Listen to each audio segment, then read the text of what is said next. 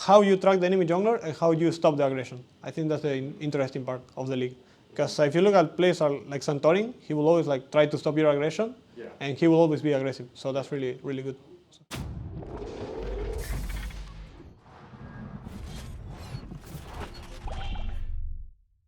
This is Zento from Esports Heaven, and I have here with me Josedeodo from FlyQuest after a pretty good game on Lee Sin, I would say.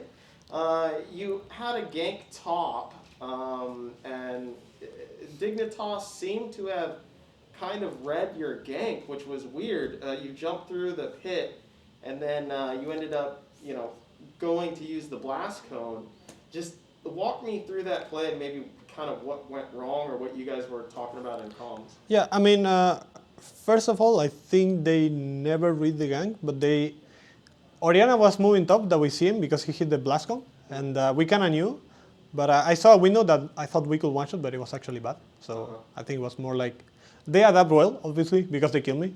And I think it should never happen, but I think it was good like adaptation from them, like seeing me and going for the play. Grace flash out, he ulted really well, so good for them. No, I don't think they were like expecting me to go top because I had to go like top to bot. So it's kind of like unlucky that we didn't kill him, but it's good for them to adapt. Yeah. So you played phenomenally on Lee Sin. It's probably one of the better Lee Sins that I've seen recently. What makes a good Lee Sin player? I think good Lee Sin is like the one that can adapt to every situation. Like let's say, if you are a Lee Sin that always goes for the same place and always go for the same stuff, or you always play it on the same comps, you will look good. But let's say when you're playing with Corki and Senna, for example, you have to play like a slow Lee Sin game. If you go in, you will lose. Like early game, for example. So you need to wait like for Corki to poke, you gotta wait for your moment, you gotta wait for the kicks. Let's say at one point Udyr went on me, so I had to kick him, because I knew if I didn't kick him, and if I was greedy, I would get chunked and we will lose the dragon. Yeah.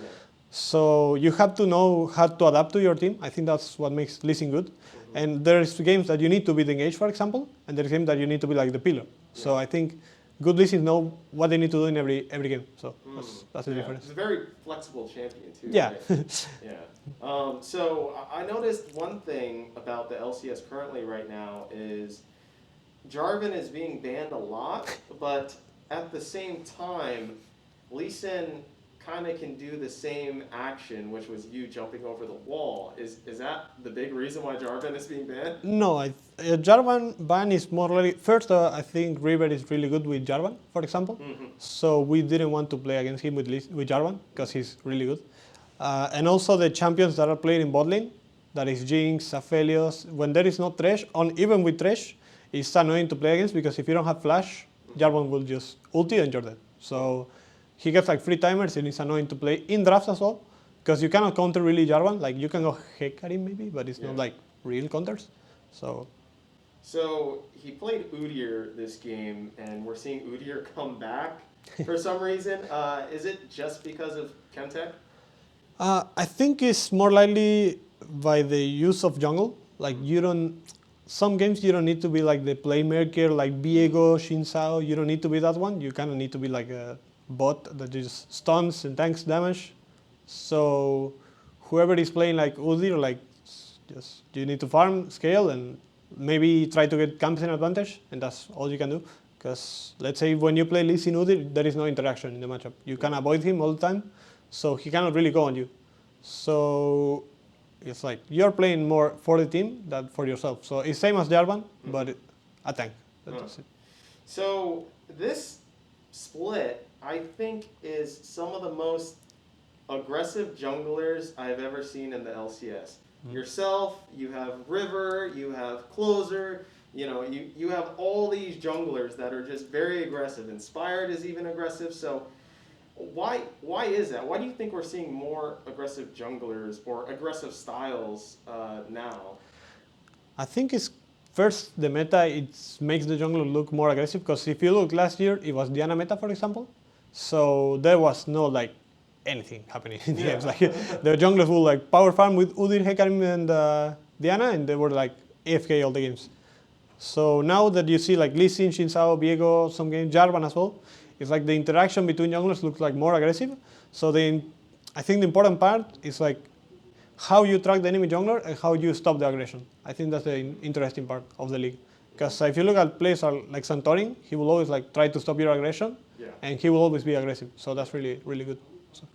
So what are your thoughts on River specifically? He seems to be the jungler that everyone's talking about, how he's so aggressive. He'll even, I remember seeing a game to where he would wait in a side bush for like 30 seconds. And, you think he's not there, and then he just pops out. You're like, how did he wait for that long? So what do you think about his style? I think it's annoying style to play against, because let's say I play with him in Champions queue, and I know when he comes one lane, he's not like leaving. He's gonna be there again. So it's not like the other junglers that, let's say they do a gank and they just go back top to his camps normally. This guy will stay there, will do one gank, will come back again, will come back and come back and come back. So it's like so annoying to play, like you have too much pressure. So it's annoying to play against his style. Let's say more in stage, because you don't want to look bad, so you don't want to die to him. So it's more annoying in stage. But let's say today we had really good control of wards, so we knew where he was going all the time. So I think that was really good for us. Like having him on Udyr as well, it was like less like worries, because he needs to farm. So we were kind of okay with that. Okay, wow, that's pretty intelligent draft plan there. Just a little bit of backseating. So you mentioned Champions queue. How is that going? What do you like? What's your feel of it? Do you think it's good? Do you think it's overrated? Like what? I mean, I think it's good. Like Champions queue is good, but there are some queues that are really unbalanced. Let's say, let's put an example. I was watching the other day. One guy was with 3 TL players, and the other team was like 5 random. Like they never play with each other, so it's kind of hard to win those games. But let's say you can also get like bad matchmaking and lose. But I think it's normal. Like it's same as solo queue. The only thing that is bad for me, I would say, is like when you're playing a role that is like so played, like jungle, their queues are more longer. So it's kind of rough to get like rank 1. But I like the system. Like I talk a lot. I also get a look like I talk a lot with new players that I never talk with, and you play a lot with new styles that you never seen. So it's interesting to play. It's fun. So they're going to start introducing more players. We're going to have people from solo queue, etc. What are your thoughts about that? Do you think that's going to help the queue, or?